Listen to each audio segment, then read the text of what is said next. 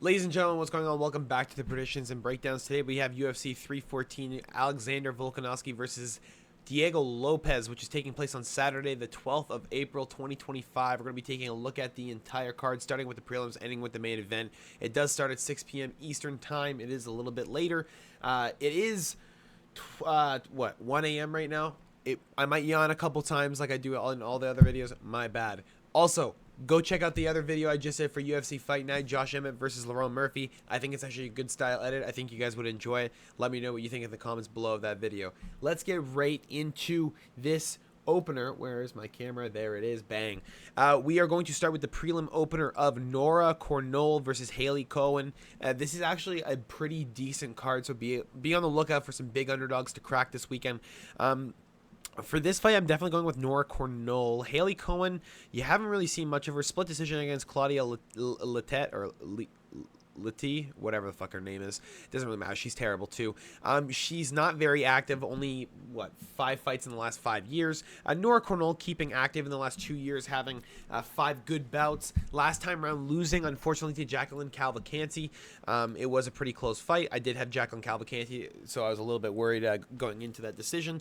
But she does have really, really good Muay Thai knockout of Melissa Mullins. Now, I had Nora Cornell by knockout for that fight. It was a fantastic knockout. Melissa Mullins was just kind of a fraud. No one really checked her yet. Nora Cornell was able to do that. Haley Cohen here does not really have a whole lot going for her. She has a good rear naked choke against Monica Franco, but Monica Franco is not really one of those girls that you're highly looking after. She's, again, she's in bare knuckle now because she can't get anywhere inside MMA is what it is. Yeah, not a whole lot is known about Haley. I don't really need to know any more about her. I'm just going to go with Nora Cornell. Most likely by decision. I would like to see a knockout. I think she can get it done. Haley kind of does have a lot of splits in her game. Jamie Lynn Horth found it. Was landing some nice shots. It's just she doesn't really have the power that Nora has. I think Nora can get it done and pull through. She definitely has the Muay Thai to get it done. The head kicks are there. The body kicks would be wide open. Cohen keeps her hands decently high. It doesn't really like to drop her hands for whatever reason. And at 135, dude, these girls crack. So expect some bigger punches. Next on the prelims, we have Trejan Gore versus Marco Tulio. We're going to go with the fighting nerd, Marco Tulio. This is going to be the fraud check, basically. Trejan Gore is not bad. His record 5-2. I understand it's not a good look. He actually is a really good fighter. Antonio Ciccoli, he was able to choke out, standing guillotine, huge win. Josh Fremd, again, guillotine choke on him. That's a huge win because Josh Fremd does not get submitted. He's not a guy that gets submitted like that. He's usually a guy that gets cracked pretty good. Is pretty durable. Trejan Gore was able to get a submission on him. That's fucking massive. The only problem I have, again, Brian Battle decision. Remember that. Brian Battle's a big power puncher. The fight with Cody Brundage, the overhand, Cody Brundage just kind of spams that overhand, and he just kind of walked into it. It worries me a little bit because Marco Tulio is one of those guys that spams some stuff. He's one of those guys that really wants to find a knockout, and he'll force some shit, and he'll try to get into wild exchanges with you. You can't really get into super wild exchanges with Gore, because if he takes you down, I'm not too sure how Marco's going to be able to get up. The submission threat of Trejan Gore is actually very real. He's a very, very big boy. I'm pretty sure he comes in at least 200 on fight day. Marco Tulio is one of those guys that likes to be probably 190. It seems 195. He likes to be a little bit lighter. He is lighter on his feet, likes to throw those kicks, likes to throw, all those wild punches that he has in his arsenal from shoot the box. I have to lean the side of Marco Tulio, obviously. Fighting nerd is just kind of in full effect at this point. These guys are undefeated throughout the UFC. You can't really lean off of them now, except for Bruna Brazil. She's absolutely a can. Trejan Gore, man, just bet with care on this fight if you're betting at all. This is a scare, and if you guys are picking, like if you're one of those guys that likes to pick on Tapology and you use these videos to just kind of like, have fun and whatever, or you do fantasy or whatever, be careful. This is a tough one. This is a tough one specifically because you don't know what type of Trejan Gore is going to show up. You don't know if he's locked in. You don't know what he's been doing. You haven't really heard a lot from him. And Antonio Ciccoli is not one of those guys that you can be fucking super proud of. He looks like trash. I had Trejan Gore in that fight too. It's a little bit weird, man. I don't know. I'm gonna side with Marco Tulio. Just be on the lookout for the takedowns of Gore. It could really stop everything about Tulio in general, and the movement is just going to be completely done after that if he does get taken down, because Gore's going to allow him to get up and he'll take him right back down. So we'll see what happens with that. Next on the prelim, Suma Darji versus Mitch Raposo. I'm going Suma Darji, probably by knockout. Does have a really powerful left hand. Finds it basically in every fight he has. Super long for the weight class. Just always gets it through. Mitch Raposo is decent. Split decision with Andre Lima. Arguably won rounds 1 and 3. Was landing a lot to the head. I think it was 1 and 3. Might have been 2. But round 3 for sure. It's just the problem is he kind of waits a little bit too long. And Suma Darji is one of those guys that you have to put pressure on. He falls under pressure, and when guys overwhelm him, he gets cracked. And like against Charles Johnson, arguably that fight could have been stopped. He was covering up for probably a good 4 to 5 seconds, and Charles Johnson was just absolutely hammering him with shots. Mitch Raposo very well could be the guy that does that as well. He has a lot of knockout victories. His right hand's very devastating. He does have some good wins. It's just, again, not against great guys. The right hand's always the fucking the haymaker, I guess you could say. But he doesn't have the explosive type of power that Suma Darji has. And if Suma Darji cracks you with something, you might go down. And I'm a little bit worried for Mitch here. I'm gonna go with Suma Darji, most likely by knockout, but maybe we'll see a decision. I don't think we will. I think we're gonna see a very quick one. He's just too powerful, man. He takes guys out with one punch, and Mitch walks into a lot of shit because he's trying to look for counters. So we'll see what happens, but I think Suma Darji gets it done. Next on the prelims, Cedriquez Dumas versus Mikhail Olajaychik. I want to pick Cedriquez, but the problem is if you're not able to take out Dennis Talulin, who are you able to take out? And if you're not able to take out Michael doesn't really lose by decision. He's one of those guys that kind of forces the issue. He'll force a knockout out of you if he really fucking has to. He took out Chitty, and this is a big Chitty. This is Chitty that fucking cuts to 185. Like, not light heavyweight Chitty. This is real Chitty. Oh, excuse me. Not light heavyweight. Welterweight Chitty. I don't know where I'm lost. I'm absolutely lost. Listen, it's late. It's not my fault. The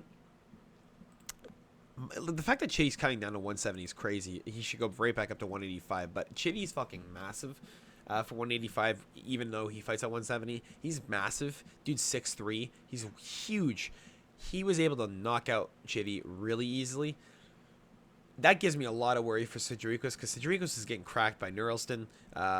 Or Nursultan, excuse me. He got knocked out early. Josh Fremd cracked him pretty good too, and then got him in a guillotine against the cage. Like, yeah, fuck. There's a lot of worry here. I'm gonna go with Michael Olajaychik. It's just the overwhelming power of him and the speed that he comes at you, and just the way he blitzes guys. Cedriquez, I don't think, can handle that in the first round, and he kind of showed that against Ruzaboyev, so I'm a little bit worried for him. He does have decent takedowns and stuff. He's a little bit of a threat with his wrestling, with his ground and pound and stuff, but I don't think Mikhail's going to be caught in that type of shit again. I mean, Kevin Holland got him in an armbar, but, like, meh. Realistically, any other guy, Kevin Holland's so long, like, Cedriquez isn't going to get it in that. He'll probably just get out of it. Michael's really decent in jiu-jitsu and stuff. It's not like he's terrible. It's just, I'm not sure. This one's a tough one. It really is a tough one. Jimmy Crute got a Kimura on him, but that was such a long time ago. He's not getting Kimura anymore. Michel Pereira got a rear naked choke, but that's not for dropping him, I'm pretty sure. Yeah, we're going to go with Michael Olajaychik. We're just going to lock it in and not switch our pick anymore. We're going to go on next on the prelims. Darren Elkins versus Julian Erosa Juicy J. We're going Darren. Do I do it? Do I do it? Do I do it? Daniel Pineda too, yeah? Here's the first yawn. Yeah, we're going to go with Darren Elkins. I just... Fuck off, Julian. For real. Fuck off. I don't know. It just seems like Darren doesn't stop. Every time I bet against Darren, he wins. Every time I bet him, he loses, like Jonathan Pierce. I don't know how Jonathan Pierce was able to fucking beat him. Maybe we'll pick... fuck. It's not like Julian's washed. I don't know. Maybe I'd pick the spread. Maybe I'd pick plus 3.5. Because Darren in the third round, the dude's literally a zombie. Dude's name is literally damaged. The amount of fights that he's come back from, the amount of fights that he's almost won, just purely because of his heart. Like, this guy's ridiculous. He's 40 years of age. He has brain damage, but his brain damage has activated just the fucking zombie mode DNA. And this dude just walks forward no matter what. Like, no matter what. He's pissing blood out of his head, walks forward. He has a broken leg, walks forward. Broken hand, walks forward. He doesn't care. He still throws it too. Like, he doesn't give a shit. And that's a big thing to have. He's on 2-win streak. They both are. But Julian, knocked out by Alex Caceres. Darren can literally knock you out. Like, he's got good ground and pound. He's got decent hitting ability. He doesn't back down. He wants to fight. He was able to knock out Bektik. I forgot about that. That was a long time ago, though. I think that was a comeback victory. Yeah, we're gonna go with Darren Elkins on the spread, maybe plus 3.5 if you're getting a betting line. If you're a picking man and you just like the fighters, dude, Darren Elkins is dangerous. I know Julian Erosa is looking pretty good right now, but his submission game is kind of where he flourishes. You're not really gonna be able to knock out Darren, and your submissions against Darren's such a vet. He's been in the game so long. He's trained through all those submissions 1,000 times a day. I don't think he's gonna get submitted, and that's kind of Julian's path to victory at this point in his life. Seeing as I don't know if he's gonna be able to go 3 rounds with Darren, especially with the constant pressure that Darren has. I'm gonna go with Darren Elkins. Next on the prelims, we have Chase Hooper versus Jim Miller. Listen, he was knocked down by Borshev. This dude's fought Guida, Borshev, and Jordan Levitt. This is Chase's hardest fight ever. Literally ever. Reminder, Jim Miller just fucking beat Damon Jackson. Shit, dude. This is a problem.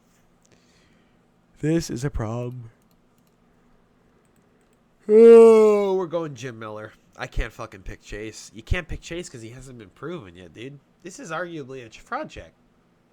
Right? This is literally a fraud check, and he's a minus 700 in a fraud check. This is fucking ridiculous. Jim Miller's more fucking active than this dude. Jim Miller is more active than this fucking dude, bro. Like, what? Yeah, we're going Jim Miller, man. I don't know. Chase Hooper has some fucking itch about him. Jim Miller is good with the takedown defense. Doesn't really get submitted. Got submitted a long time in his career by Charles Oliveira, but, you know, this is a different fucking level of game, buddy.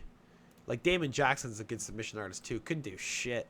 If you get floored by Jim Miller, too, he ain't letting you back up. Chase will just get dropped and out. And we're going to go with Jim Miller. I think by knockout.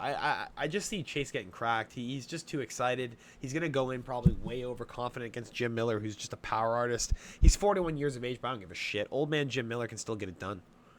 For sure can still get it done. I don't like the last 2 wins of Chase, and that Borshev fight was fucking close, dude. You're getting cracked by Borshev. You got dropped bad. You had to recover. Jim wouldn't let you recover. Borshev's a can. Jim would not let you recover. Yeah, that's a worry, man. We're going to take Jim Miller all day. That specifically is a big problem to me. Chase Hooper doesn't really have great recoverability either. It's just more or less Borshev let him recover. He's been put out before. Like, Steve Garcia put him out real quick, and Jim Miller can do the same thing. He's got the same type of power, so I'm going to go with Jim Miller, a 10 all day. Next on the prelims, Verna Jandiroba versus Yan Xiaonan, excuse me. We're going Verna Jandiroba. Yan Xiaonan, I actually switched my pick because I picked her originally, especially as an underdog. It's nice. You can't pick her because watching back the Carla Esparza fight, watching back the Weili Zhang fight, watching back even Tabitha Ritchie. Tabitha Ritchie isn't the type of wrestler that Jandiroba is. She doesn't have that type of grappling. Weili Zhang bullied her. Carla Esparza got her in a crucifix. These are big problems and big flaws. Verna has a power hand too. It's not like Yan doesn't have a power hand. She has great and fantastic power of her own. Really, really good combos. But at 115, we're not hitting too hard at this point. Maybe the leg kicks would do you some good, but Verna's just going to go for the takedowns. She'll just shoot them to the end of the day like she did against fucking... Who's the girl I bet on and I lost with? Amanda Lemos. There you go. That was good. Good job by me. Pick flip that one. That was really smart by me. Thinking a boxer could take on a grappler of her fucking caliber. Nope. Not even close. Verna Jandiroba bullied the shit out of Amanda Lemos, and Yan Jianan, I don't think it's going to be any different. I think it's going to be very similar. Verna's just going to bully her and find a finish, because Yan Jianan did get choked out too by Weili Zhang. They just didn't call the fight. She got real lucky in that. I think Verna's just going to bully her. I think she can get it done. I think she can get it done before the judges too. I don't think she's going to need them. She's just too good, dude. Like, it's just I've put away her. I've looked past her for so long. I gotta start looking forward now. Verna Jandiroba is probably gonna be the champ in the near future. Expect it. Yeah, you just get ready for it at 115. Because who's even good at 115, man? Like Suarez, maybe, but like no one else but Zhang and maybe Jandiroba can be champ. Like, whenever Weili Zhang retires, the whole division's just gonna go to shit. Next on the prelims, we have the top. Finally, of the prelims. I can't believe I'm still doing this at 1:10 in the morning. I have work at 7. What is wrong with me? We have Dan Ige versus Sean Woodson. If I just checked too, if my mic was muted, I would have lost my mind. We're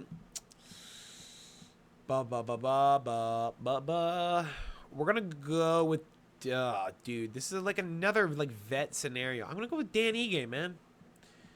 Like, I want to pick Sean Woodson. This dude's got 7 inches of... Maybe I will pick Sean Woodson. Maybe just for the point differential. It's just, like, arguably lost to Alex Caceres. Close fight. Split decision with Jourdain. Lost to Julian Erosa by Darce just because his submission game is too good. Dan Ige is a problem, though, dude. This dude went to a fucking decision with Lerone Murphy. Went to a decision with Diego Lopes. Sean Woodson's not a Lerone Murphy or Diego Lopes type level. At least he hasn't proven that yet. Good knockout win over Fernando Padilla, but Padilla's ass. Like, we all know that. It's not like a fucking big thing. He hasn't really fought anyone. Lost to Kyle Nelson by decision. Reminder. Like, I don't know. There's something about it. And Dan Ige, when he has camp, he's number 14. He's not going to give up that ranking easily. And he adapts so well in the octagon. He finds openings. And it's kind of ridiculous. Like, against Andre Philly, just read him twice and then just stepped into the shot. Like, it's just like Damon Jackson, just put his shit out. Gavin Tucker, put his shit out. Like, out. Like, it's not like you're out, bro. And if you don't have any type of grappling or any type of wrestling, Dan flourishes, and Sean doesn't have wrestling. He just doesn't. He has striking. It's just what it is. And Dan flourishes in this type of fight, especially as the underdog. Oof, he's going to be walking forward, dog. He's a small dude. It's going to be hard to hit when he's ducking and moving like he usually does. And if he has a good camp, dude, Extreme Couture, oh my God. He is a problem, dude. He's only 33. He's coming to his prime. Like, reminder, he's only 33. Dan's not that old. And he takes short notice fights like a badass. We're going Dan 50K, bro. Give him another 50K and let's get it done, baby. That's what I'm talking about. I just got a good feeling about Dan Ige this weekend. Let's go. We're going to start off the main card here. If you guys did enjoy so far, make sure to drop a like and subscribe if you guys have not already. I do these every single week. Again, go check out that video that I did. It's pretty good, all right? It's pretty... Leave a dislike if you don't like it. I don't give a shit. Click on it. Do it. Fucking do it. All right, Nikita Krylov versus Dominic Reyes. Do I pick Krylov, who only beats up old shitty fighters and loses to fucking Paul Craig and Magomed? Or do I pick Dominic Reyes, who's trying to make a comeback? I'm going to pick Dominic Reyes. Reason being, I think his chin's back. Hasn't really taken too much damage in his last couple fights. 77 inches of reach against 77.5. We're not really dealing with too much there. Nikita Krylov has some openings. Dominic is a guy that can definitely fucking smash through those. I'd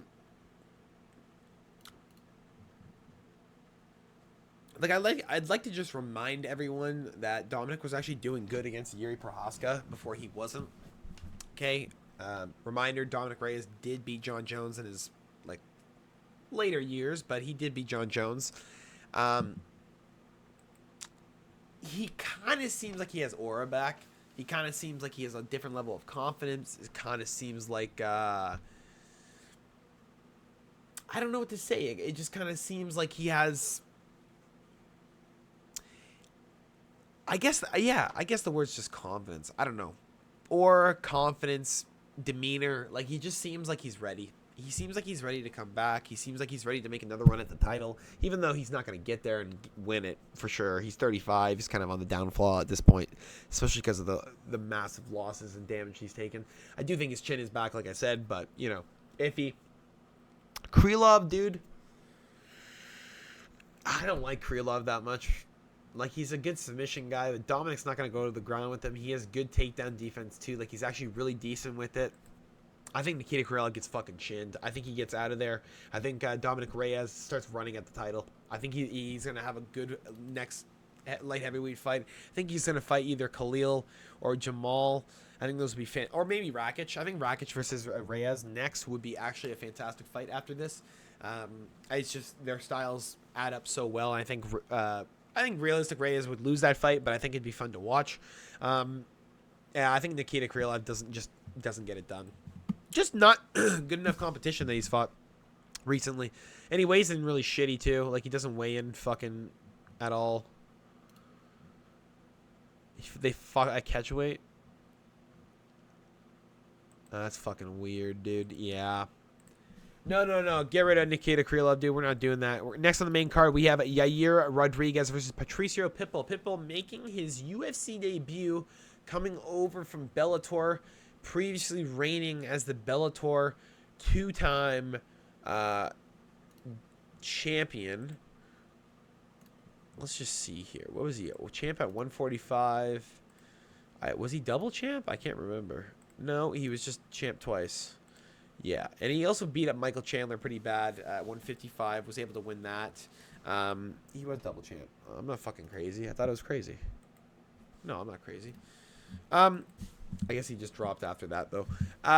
I'm going to go with Yair Rodriguez. Realistically, the level of competition inside of Bellator is just not even close to what UFC level is. Patricio Pitbull also did lose to Sergio Pettis, which Yair Rodriguez, in my opinion, is fucking levels above him. The problem I do have, though, is Yair Rodriguez only has kind of some shitty wins. Jeremy Stevens, Chang Sung Jung, that last second elbow, he was losing that entire fight. BJ Penn, out of his prime, bad win. Alex Caceres, split decision, arguably could have lost that fight. Andre Fili back in 2016. That's basically where you're sitting. And a triangle choke over Josh Emmett, which was lucky, to say the least. It worries me because, like, Yair has really, really good striking. If he doesn't put Patricio Pitbull away early, I can see the grappling and stuff coming into effect for Patricio. So I would lean more for Patricio Pitbull on a betting side because you don't really know what's going to happen with Yair and the feet. Yair did drop Brian Ortega inside the first round, but when you come back and wrestle fuck the shit out of Yair, he can't really move anymore. He can't do those spinning kicks, and he can't really get up, right? He can't do any more spinning back kicks. He can't do any, like, 360 roundhouse kicks. He can't do any of that shit that he's so flashy and known for. He ain't getting a highlight on you after that. He's just too tired. And Patricio Pitbull arguably is a guy that can do that better than Brian Ortega can because his grappling approach is just fucking dominating. He just tries to bully the shit out of you and make you give up. But again, he does get hit. He has been knocked out before against Chichiro recently, too, who's a guy that just knocks everyone out in the first round. Yair is one of those guys, too. He kind of looks for it early, and if he doesn't get it, well, whoop-de-fucking-whoop. He gassed out, and that's it. Again, I'm going to pick Yair here just because I like... Oh, am I going to do it? Am I going to pick flip? Oh, dude, don't do it. Every time I pick flip, I lose.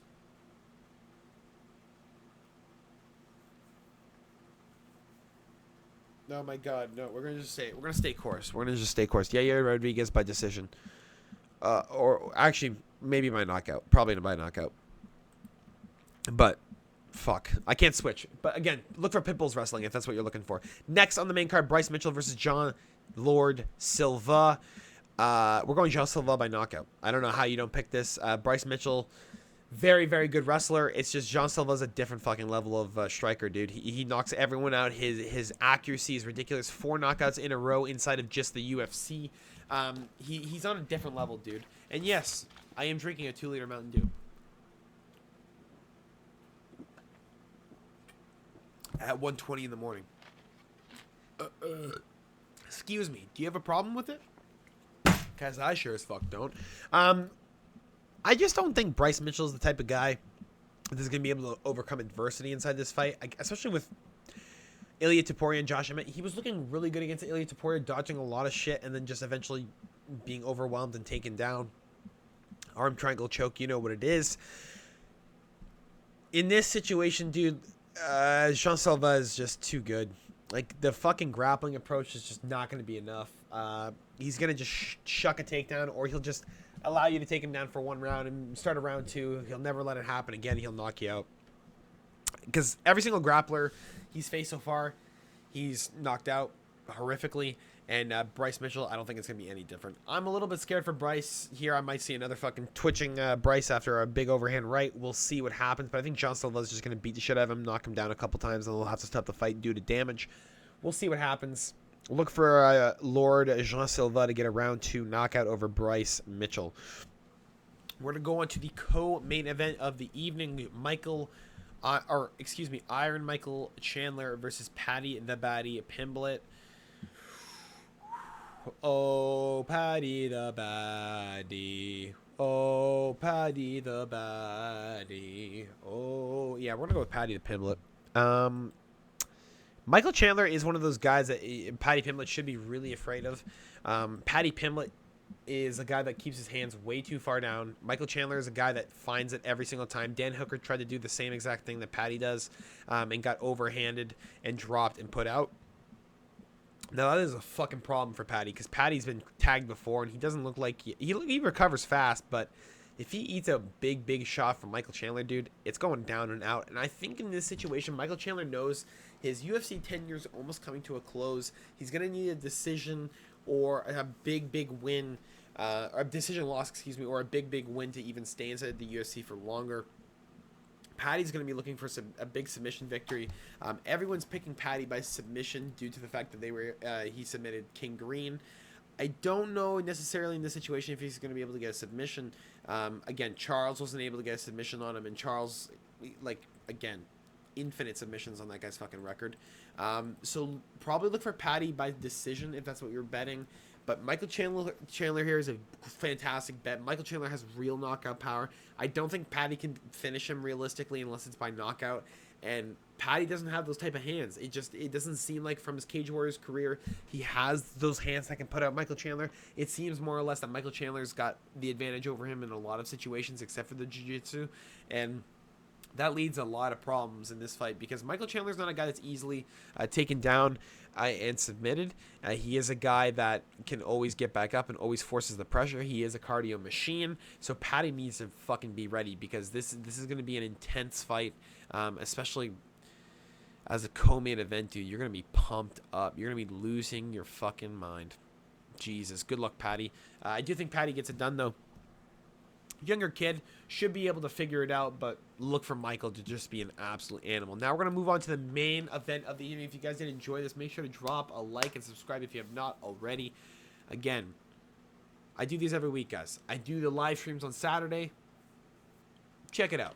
It's not too bad. It's actually pretty enjoyable. We actually have a couple guys. Hey, shout out to Josh. Hillbilly Josh. Go check him out on YouTube. I think he's doing some shorts and stuff from the oil rig. Hey, it's pretty cool stuff. Alexander Volkanovski versus Diego Lopes. Well, you know I'm going to pick. I don't want to pick it. Y'all already know what I'm going to pick. I don't know how you can't pick this. You know what I'm going to pick. So are you going to say it with me? No, this isn't Mickey Mouse Clubhouse. My bad. Alexander Volkanovski is going to win by decision. That's my pick. Reason being is that on paper, Volk's better grappler, better striker, better clincher, better distance manager, better cardio. What does Diego have? Jiu-jitsu. That's it. That's the only thing that Diego arguably is better than Volkanovski at, is that jiu-jitsu. Problem being the chin. I don't know how Volkanovski's going to hold up with his chin. I hope he holds up. But in this situation, Volk should win this fight. I know Past 36 years of age, there's never been a man that has gotten back his title, or maybe like one or two or something. I don't know who it was. Maybe Tyron Woodley, whatever he already had. That was just defenses though or something. But Volkanovski in this situation, dude, should be able to win. Like, everything's here for him. Arguably everything.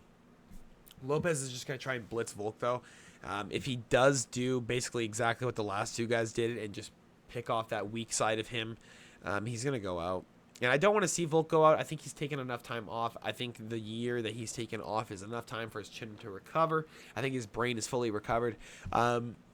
This is the fight that we're going to see if Volk's washed realistically. This is the fight that we're going to see if our king is gone. This is the fight that we're going to see if we still have a vintage Volk in there. If we can still see a couple more fights where Volkanovski can have some big fights at 145, retain that legacy of being the greatest featherweight of all time, which arguably he is, other than Ilya, because Ilya is torching guys right now. He might have earned that status just by knocking out Max in general, and knocking out Volk as well. It's just, I would love to see Volk win this. I'd love to see him just make another run with the title, trying to defend it a couple more times before he retires at like 38 or something. But I think if Lopes puts him out this weekend, if we do see a big, well, it's not a big upset. It would be obviously a very highly anticipated win for Lopes because of the past with Volkanovski. I don't know, man. I can see Volk retiring this year. I can see him stepping back, saying that this is enough, enough damage. I think I'm done. If he gets put out a third time in a row, I think that's it for Volkanovski's career. If I see another round 2 knockout, I'll fucking lose my mind. I will literally lose my mind. That's all I got for you guys today. Hope you guys did enjoy. I will see you guys all tomorrow for the best bets. I believe I'll be able to put it out tomorrow. I'm just waiting for the lines. They haven't really come out yet. The best ones I've gotten is like just the money lines, and even they look like shit. Nora Conol's like a -170 on there. Yeah, we just gotta wait for that to even out. She'll probably be a -150 come closer to fight time, because people will be putting money on Haley, not knowing who the hell she is, and just trying to hope she wins, because that happens all the time. Again, hopefully you guys enjoy this. Make sure to drop a like, subscribe if you have not already. I'll see you guys all tomorrow for the best bets. I'll see you on Saturday for the live. And if you guys did enjoy that last video I posted, I'm going to try and do another UFC edit on Sunday, and we'll see how that turns out. That's all I got for you guys today. Hope you enjoy. Peace.